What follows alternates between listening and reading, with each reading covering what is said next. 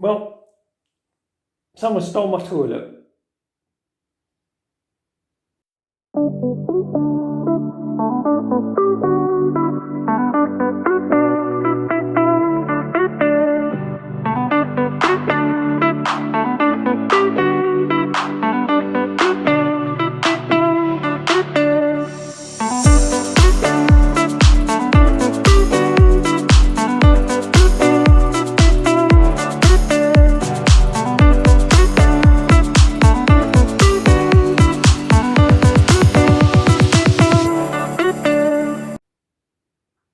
I'm stuck in today.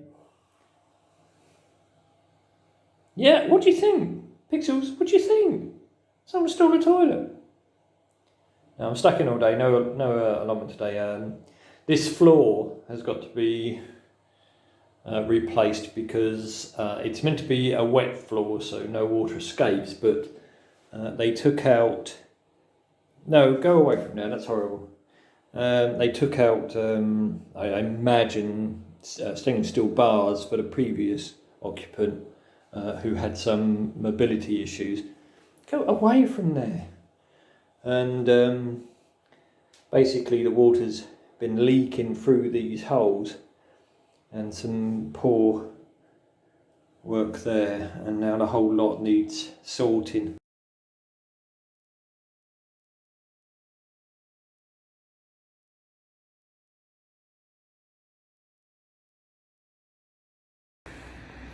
It's Friday the 16th of December. Ooh, who's excited for Christmas?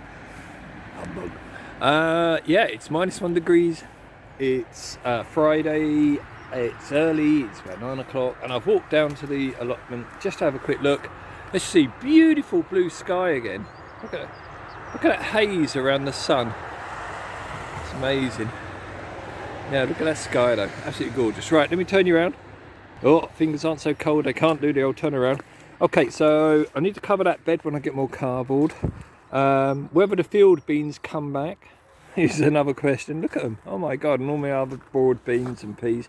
Now these are meant to be hardy, they should come back. I'm not sure about the marrowfat peas, they may be goners, but they've done their purpose. All of their roots are now going to be nitrogen encrusted. Yeah, I've got like strange black clumps on as well, because I'm about to do something which is cold and wet. Strawberry bed. Now I have covered this. This will now mean that the breakdown of the pony poo will start, because it will start building up a bit more heat. So it's all covered, so the worms will be happy, and that will start. Right, what have I come down for? Right, let me get my gloves on and I'll show you. There we go. So, oh, can't hold you there. Oh, this is going to be difficult one-handed. Look at this. Ah. Walk this way. Several times a day I do this. Don't ask me why. Now I have to go back today because my lavatory still hasn't been installed. It's still sitting in my living room. Great. That will happen sometime during today. Brand new floor in the wet room, brand new living room. Yeah, look at this, you can see what I've been doing every day.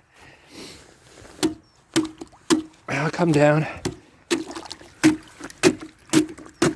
bust this up so my little birdie friends can come along and have their mid-morning shower, stand around, scuttle-butting, enjoy themselves. Now you see why I've got gloves on, otherwise this is just going to freeze up very quickly again. See how I do this 2-3 times a day. Now the good news is the cold weather is going to be, oh sorry, it's hard to do this and video at the same time. Yeah, the cold weather is beginning to change slightly. We're going to get some unseasonably warm weather thanks to the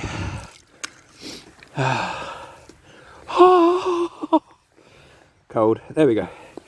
Thanks to the high jet winds, I forget what they're called now. But the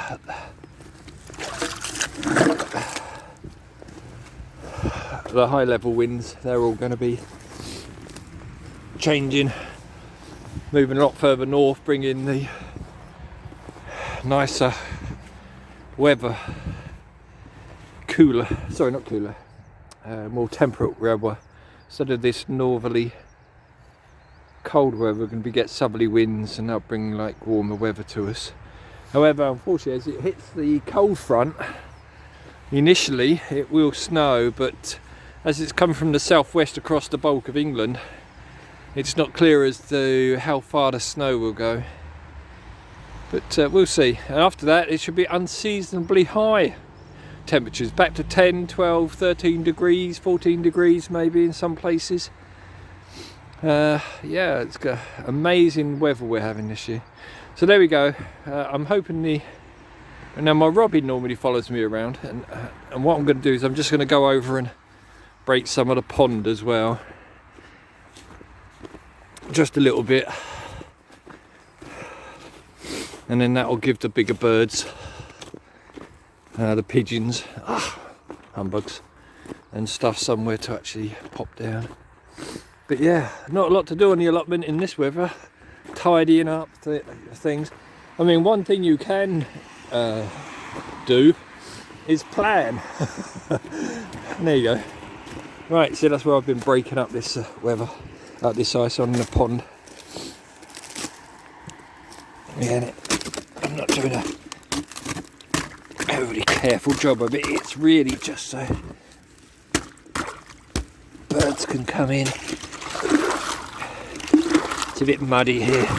They probably want to drink on the things, but at least it's open for anything else that wants to drink.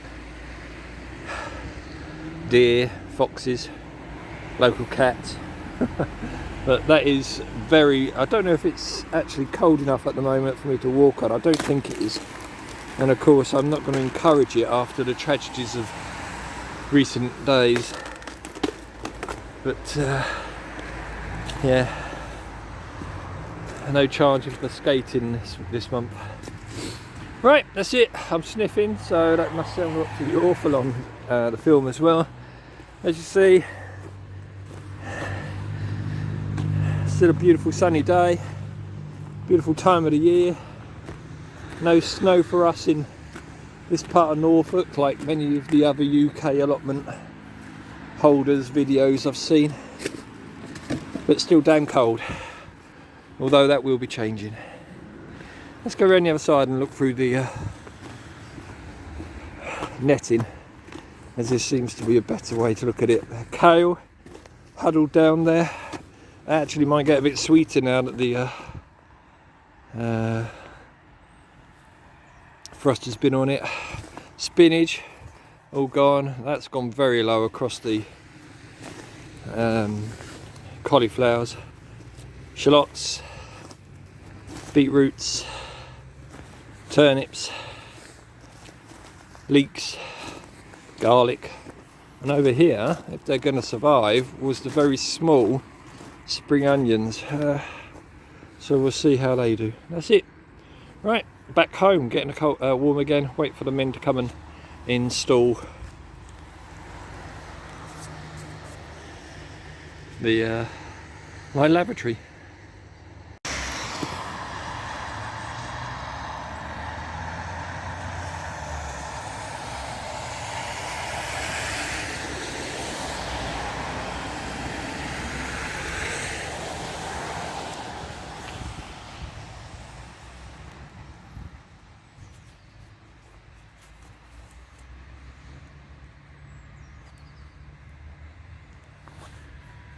So it's actually Tuesday the 20th of December, not long now to Santa Claus comes and ignores me.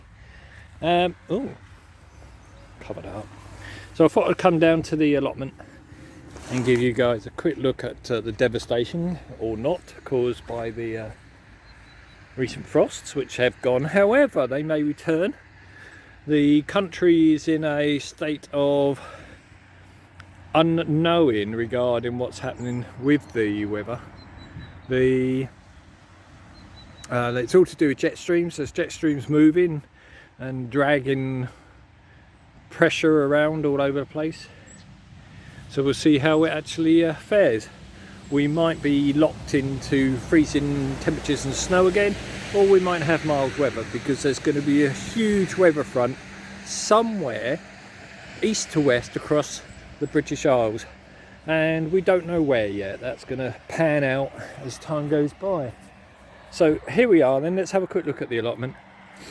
The beans and peas, well, they were very leggy, and they do look as though they've been hit very, very hard by the frost. It's not to worry though. Some of them will survive, and what doesn't survive I can replant again in the early months. I will try to tie some of these up in a few days time when they've firmed up a bit.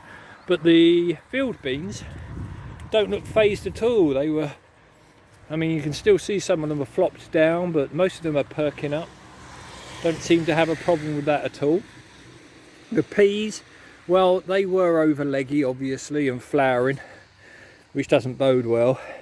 I'm really happy for these to just break down now and rot away, because they're gonna put lots of goodness and fibre and nitrogen back in the soil. These ones seem all right though. They don't seem to have been touched at all, so maybe they're carrying on growing. I think they're hyacinths. What on earth? Seriously? And there are other bulbs coming up as well. I noticed there's some down here poking through, and in various other places. But generally everything else around here is looking fine. Yeah, shame about those broad beans, but it doesn't really matter. It you know, it was a very strange year of warm weather when they should have been just putting on a little bit of growth. They were spurting ahead, but we'll sort it. Kale looks fine, probably a lot better for having been frozen. Spinach will bounce back. Cauliflowers look fine. I'm sure we'll get some nice cauliflowers next year. Shallots don't look phased at all. Beetroot did very well. Doesn't look phased at all. Turnips are fine, still growing. Leeks are okay, even for baby leeks. And of course garlic does need that cold weather.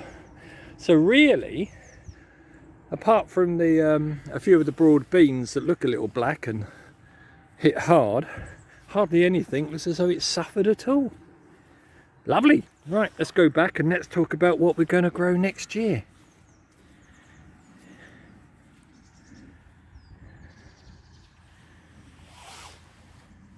It's horrible outside at the moment. It's cold. It's only about 4 or 5 degrees, but in the wind it feels colder, and it's actually pouring with rain, so I'm glad I'm indoors at the moment. Right, next year, 2023. So exciting. I haven't felt this good about the oncoming year for a long time, so it's quite a novelty for me. So 2023, what am I going to grow? Well, obviously the soft fruits are established. So do you remember my spreadsheet that I had during the reveal of how much the allotments cost me this year? Let's have a look at it. So here it is. If you remember, we got the costs. I'm not going to show you that because I'm going to have to do an update on that, because there's a greenhouse on there now. It's not looking very healthy, trust me.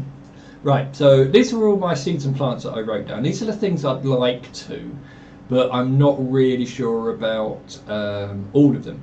So if I start from the top, I haven't put anything in the globe artichokes. I don't know if I like them. So, I mean, I suppose I could go out and buy them from Tesco's or somewhere and cook them and see if I like them. I mean, it's such a novel way. I don't know why people don't actually, when they make these what to grow for next year videos, why they don't turn around and suggest this. Now, when nothing's growing, apart from obviously overwintering things, now's the time when you're planning to go out and try these things. Go to your local shops, buy these globe artichokes, which will probably cost you a fortune, or other things which will probably cost you a fortune, and see how you get on with. Cook them, try out different recipes on them, and see how you feel about them. You know, there's quite a few things that you can do. I mean, we'll talk about them as we go down the list, but I don't understand why people don't suggest this more often. Go and try now. Buy stuff you've never bought before, cook it, and see if you like it. If you like it, grow it. It's simple. It's not rocket science, is it? Anyway, so globe artichokes, I don't know if I like. So maybe I ought to take a leaf from my own lesson, or something from my own lesson here, and go out and buy globe artichoke and try it. Right, now I've been given a handful of Jerusalem artichokes. There we go. So I'll be trying to grow those. I keep looking at the camera here, and so what I'm going to do, hang on a sec. There we go. I was doing this the whole time I'm trying to talk to you about what to grow, and it was like, okay, this is daft, because I shouldn't be looking at the camera. I should be looking at the spreadsheet. So now you can see me and I can see you. No, that's not true. No. All right.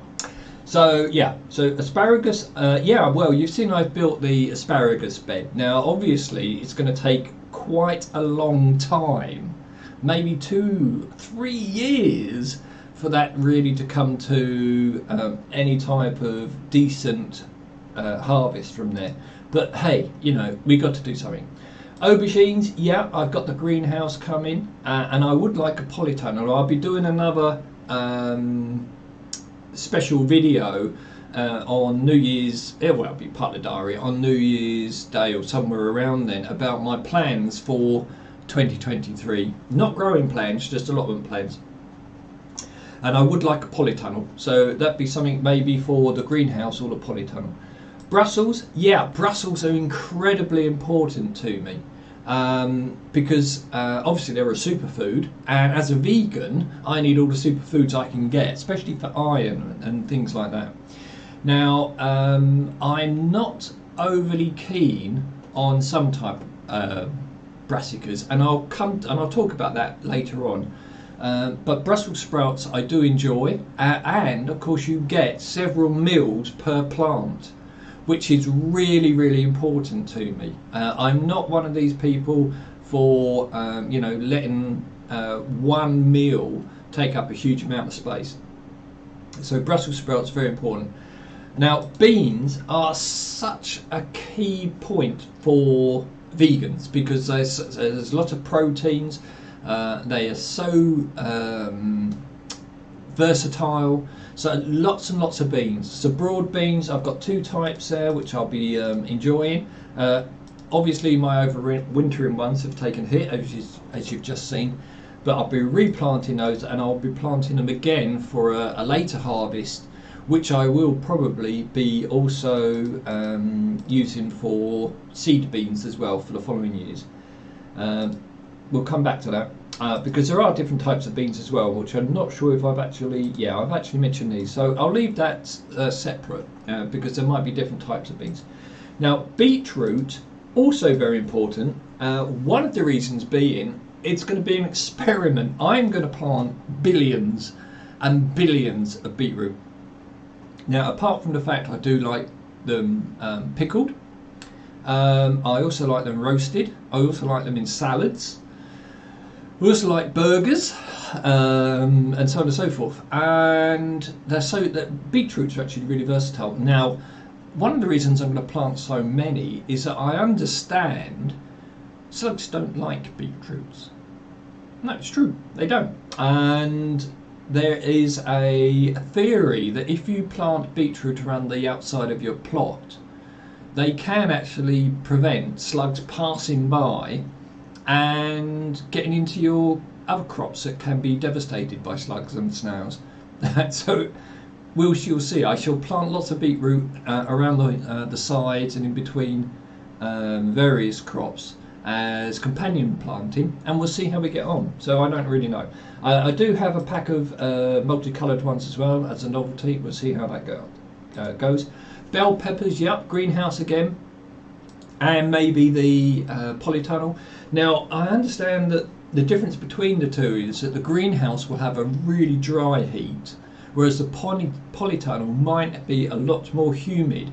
And that's because obviously in the greenhouse you plant a lot more in pots and in trays, maybe grow bags, whereas in the polytunnel it very much is in the earth, which of course has a lot more moisture and can produce a lot more humidity within the polytunnel. So we'll see how that goes. Broccoli, also very, very important, but I have got early sprouting, which I got, this was all, like you see these £1, this was all a promotion that Mr. Fothergills did. So I did get some £1 early sprouting. Now I'm not overly keen on early sprouting as much as I am the Calabrese variety of broccoli. I wish I could remember what I was talking about sometimes. Now why have I got Brussels sprouts in 2 places? Oh, because my spelling is terrible. Pop, pop, paste and delete. There we go. Right. So Brussels sprouts. There we go. The cabbage tree. Now I've got some. I'm really, really big fan of perennial plants. Now I've got some cabbage tree seeds from Real Seeds, which means that they're a short-lived perennial, which means they'll come back year after year, but after a while they'll start to lose their magic. But you can let them go to seed, produce more from the seed that they produce, and then you can grow them again and again. So that you can keep. They're a sort of short-lived perennial, but with seed-saving opportunities.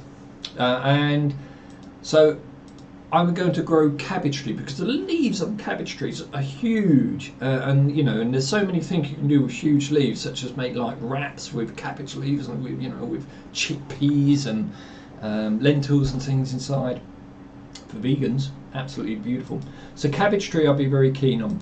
Now I am not going to grow cabbage. Cabbage staple diet. And that's because, going back to what we said before, why would I want to use up like 60 centimetres by 60 centimetres of plot for maybe 1 to 2 meals for a cabbage that could probably get destroyed by pigeons, slugs, the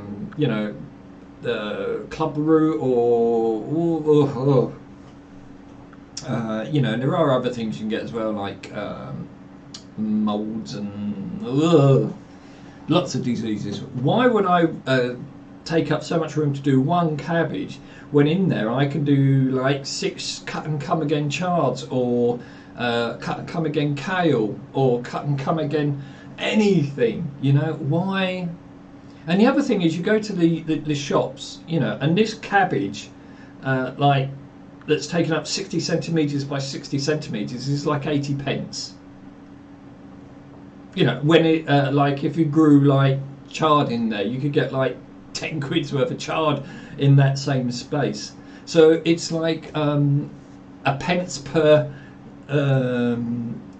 area, type of ratio.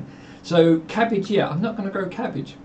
I don't see the point when it's such a cheap meal. I understand people saying about there's better flavours and things, but you can always buy the best from Morrison's, or whatever the Tesco's version of the high quality, less mass produced firms are, or buy organic, or go to a farm shop and buy a local grown one, small market garden type £1.50 one, twice as much as the shops, but still half as much as or a fraction of the investment that you could get if you actually grew it in your allotment. So cabbage are out. Calabrese, yeah, I love calabrese. It is broccoli, as we know broccoli in the UK. I think the purple sprouting is more of a rarity these days, whereas of course once upon a time it was all that we used to get. But calabrese, I've got a couple of types, one quick heading and one normal one. Carrots, now I do love carrots, and they, you know, they're beautiful in stews, especially grow your own carrots. That's so much better than the mass-produced shop type. And I love baby carrots as well. They're sweet and tender.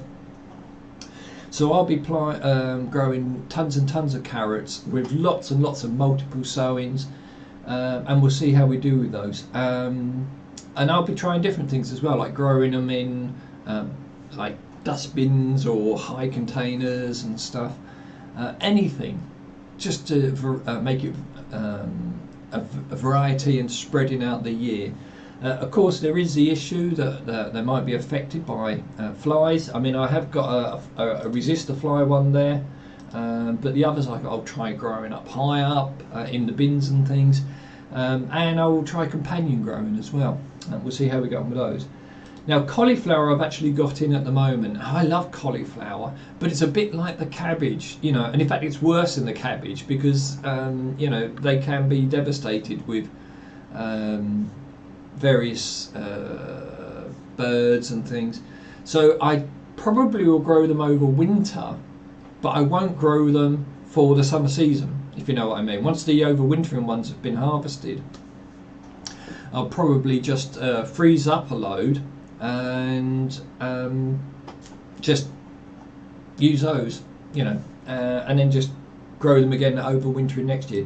Celery, I'm not a great celery fan in salads, but I do appreciate that they do add a bit of a tang, and of course are great in stews and things. So I will be growing celery, but not enormous amounts.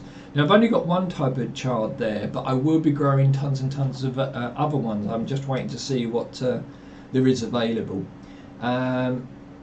Chimney de Rapa.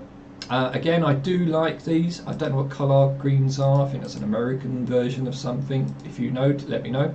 Chimney de Rapa I haven't bought yet, but I certainly will be growing it. And again, a lot of these greens, the Italian greens and the Chinese greens and salads. Yeah, I mean, to me, beans, brassicas, salads, and you know, well, just those really. They're going to be a staple diet. I love them. I love the taste. Courgettes, lots you can do with courgettes. So I have got one type, and I've actually got a huge courgette out in the shed, which I'll be cutting the seeds from. So we'll see how we get on with that. I've got tons of corn, or I will be growing tons of corn. I do like corn. Cucumbers, well, yep. Endives, yep. I don't know what that is. I'll get rid of that for now. I can always add it again if I found out. Now I've got field beans. Now I'm growing some field beans for overwintering green manure, but I've also got these Vespa green beans from the Real Seeds pack, which I'll be growing as a broad bean alternative. I mean, they're a poor cousin of the broad bean, but this Vespa is apparently voracious, it's easy to grow, very tasty, and very resistant to diseases and things. Again, beans, I love all types of beans, French beans. So I have actually been given some seed French beans as well as these ones. Garlics are already in. We'll see how the garlic experiment goes. Green beans, well, that's just already there. Now, kale, again, staple diet, lots of kales. I will be getting other kales. Leeks I've already got lots of seeds from the seed heads, so I'll be using those as opposed to buying new seeds. So we'll see how we get on with those. Yeah, lots of lettuce, especially cut and come again lettuce. I'll be growing everywhere I can, in the normal soil as companion planting, in the greenhouse as cut and come again, in the polytunnel as separate plants and as companion planting, and as cut and come again, because salad to me is, well, it's just a beautiful thing all the year round, but especially during those hot summer days. Mustard seed again as part of the salad. Yep. I've got some onions, but I won't be growing them. I'm not going to grow onions, not this year. And the reason being, it's exactly the same as the reason I won't be growing cabbage. Why plant onions when all you get it? I mean, there's so many things that can go wrong with onions, including almond leaf miner and mold and all the other bits and pieces. Why bother trying to grow onions when you can go to the supermarket, get like 5 kilogram pack of onions for £1? It really, to me, doesn't seem sensible to use up all that space, risk all the disease, go for all that weeding and watering and fertilising and whatever else people do to grow onions, when you can buy them for so cheap. And people turn around and say, yeah, it's the taste. I haven't got a really defined set of palate. To me, an onion adds flavour. If you don't like that particular onion, get a different type of onion. You know, or buy a more expensive organic pack, or go to the greengrocer and try a local grown one. Yeah, so no onions, no cabbage, no onions. Right, pak choy, again, these Chinese pak choy, red choy, all of these greens, absolutely fantastic. We'll definitely be doing those. I do like parsnips, so I will be trying those. Lots of peas. I love peas again, you know, again, proteins. Right, peppers. I've already covered that in the other peppers, but I will be trying chili peppers as well in the greenhouse, maybe in the polytunnel. Potatoes. No. No. Now, I might do an experiment with potatoes, but I won't be growing any. And again, I can't see the point. Hang on a second, let me show you why. Right, I'm back. Right, let me show you this. I love that effect. There we go. Look at this. This is from Lidl's supermarket. It's a 2.5 kilogram of baking potatoes. The variety is jelly.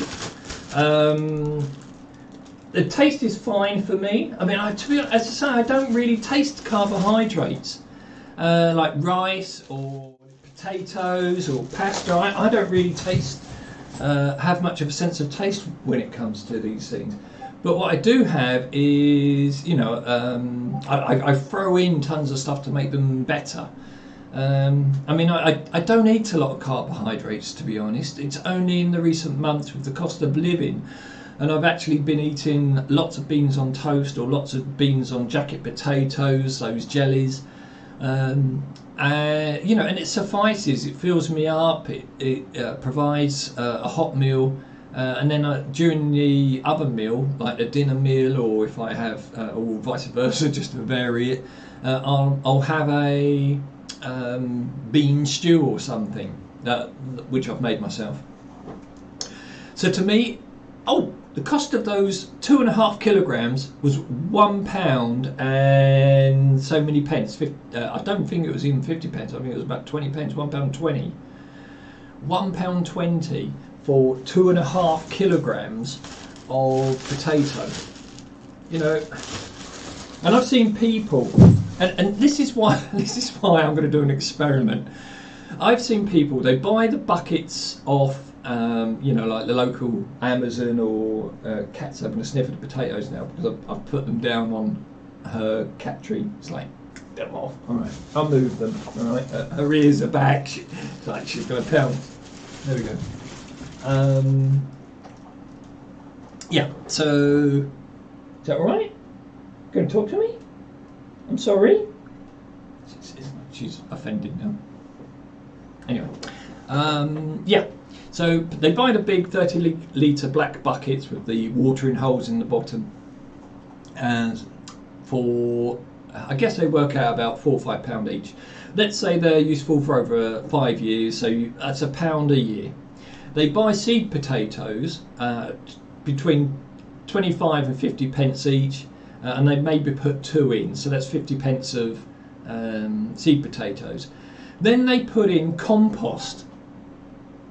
Now, if you think that compost, let's say a £5 for a 50 litre bag, or let's and they put 25 litres into the pack, that's £2.50. So you're talking £4 of investment. And when they get out 2.5 kilograms. I've seen it so many times on the YouTube channels. Look, this is 2.5 kilograms. It's great, lovely tasting. And I don't understand it. You know, it cost them £4 to grow 2.5 kilograms of potatoes, and these cost £1.30. I don't understand. I really don't. And people turn around and say, "Oh, it's the flavour." I don't taste potato the same way other people taste. To me, it's a no-brainer that if I wanted more flavour, I'd add, you know, like something chili or something. Anyway, that's just my little rant about growing potatoes. I won't be growing potatoes unless it's an experiment to work out the cost. And what I may do is actually take one of these jellies and grow it. Use it as a seed potato and grow it. And I'll use my own compost rather than a bought one. And then I'll actually try the taste. I mean, I forgot to mention, a lot of people use fertilizer, you know, blood, gut and giblets, or bloodfish and bone, and proper potato fertilizer, and that can bump up the cost even more. So yeah, so I might try some as an experiment, and I'll try a taste test, and I'll see if I can actually taste the difference between jellies bought from the shop and jellies that I grew myself. So Lidl's varieties called jelly, and as I say, they're definitely less than 150 for 2.5 kilograms. Right, so no potatoes. Now pumpkins, I actually was given 3 pumpkins this year, and I might grow them or I might not. And the reason being is that to me they're just a squash, and I do prefer the taste of squash. The other thing is that you know, like with other squashes, you get so many more per plant than the amount of energy it takes to grow one pumpkin.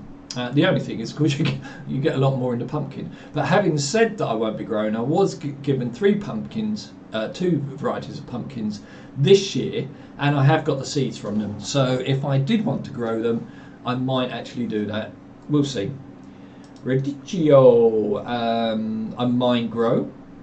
Radish, I've never really liked radish. They always gave me like indigestion, but I have seen people using them quite effectively in lots of like soups and as garnishes on meals. So I might actually do like 1 or 2 packets of radish on continuous sowing. Red cabbage I mentioned. Red chili peppers, yep, I'm definitely do those. Red onions, as I say, I won't be growing onions, cabbage or potatoes. Rocket I will be doing.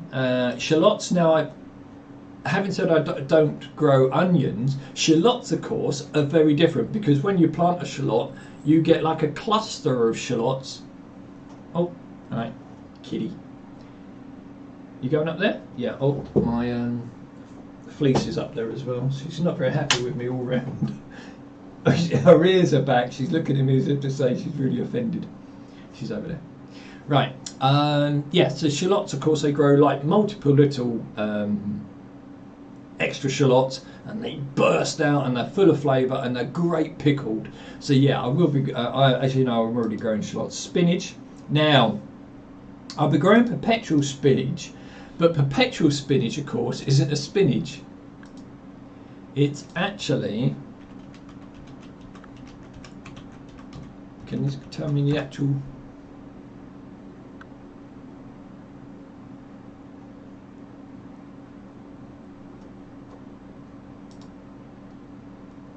Yeah, perpetual spinach is actually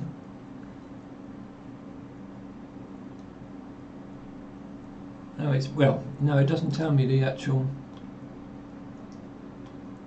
type.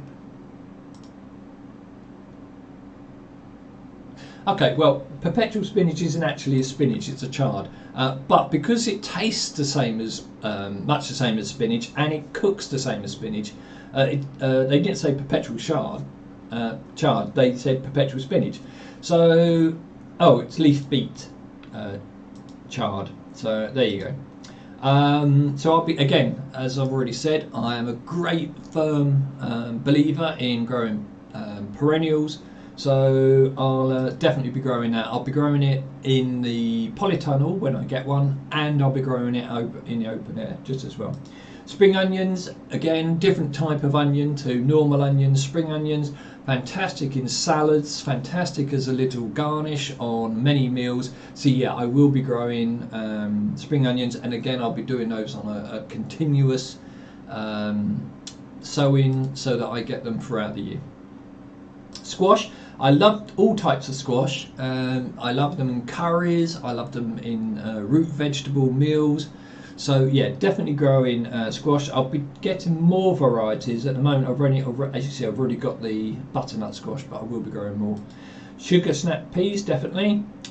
Swede, yeah. Again, I love root vegetables, and swede is a great filler for soups and stews. So definitely there. Oh, sweet corn. So I've already got the sweet corn, as you see. Sweet potato. Now I will be trying this as an experiment.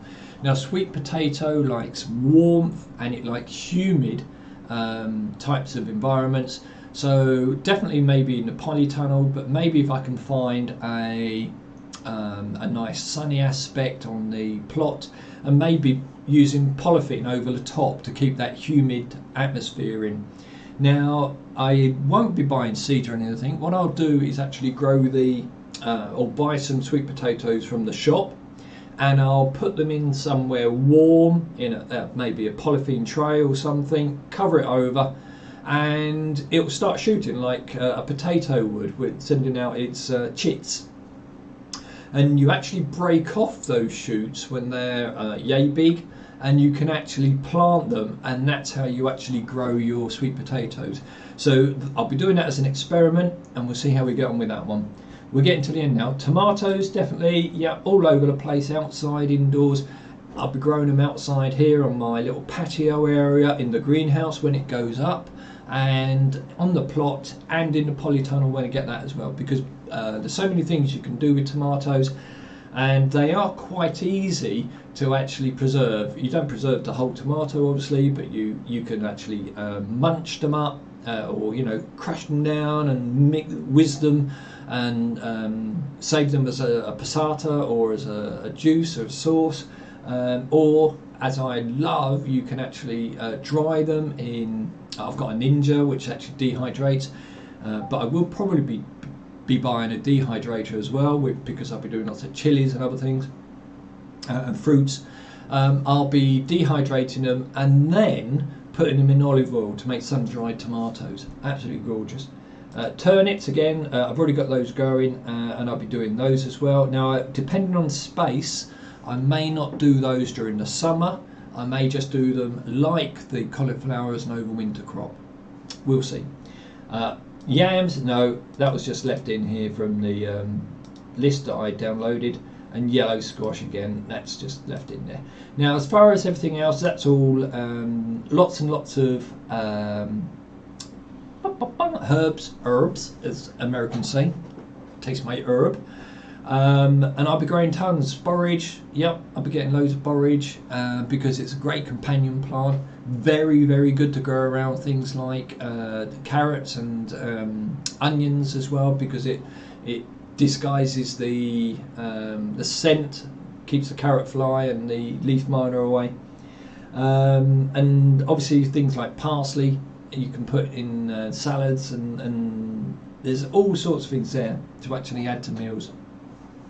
Now outside, if you've looked at my other videos outside, you'll see I've got a little bit of a patio area. It gets sun during the summer and the winter from there across to there for a few hours. So it's not total sun, but it has some aspects. But it's a lovely sunny area and gets very warm because of the brick surroundings, which can radiate the heat. So I'll be growing a herb garden just outside in pots. and that will be part of it. But I'll be growing tons of herbs around the pond, for instance, for the fragrance and the aesthetic values, but also on the plot as companion planting, and for actually cropping and producing produce as well, things like the parsley and such like, to actually add to meals. So that's it. That's my growing plans for next year. No potatoes unless it's an experiment. No cabbage, and no onions, because, as I say, what's the point? You know, you can buy them so cheap in the shops. I don't really have a great palate. I'm not really that much into taste. I just like wholesome food. So some of these things are not that important. But some of the brassicas, of course, are very important. So no cabbage, but Brussels sprouts definitely in there. Cauliflower over winter. Kales, because they're cut and come again. Chards and all those different types of leafy crops. All the cut and come agains or perpetual ones. Absolutely gorgeous. So with Christmas only a few days away, this will be the last diary before then. So please, my very best wishes for the season. Please enjoy the time off if you are lucky enough to get it, and if you have a family, make the most of the occasion. It's a wonderful thing to spend time with family in such a happy environment and atmosphere that this season brings.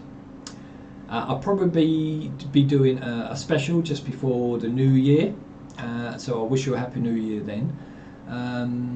And I've got other specials coming up, such as seed suppliers, seed storage, and I'll be releasing a then and now video probably just after Christmas, just to show some screenshots of and photos of what the plot was when I took it on, and while it was progressing, and what it looks like now.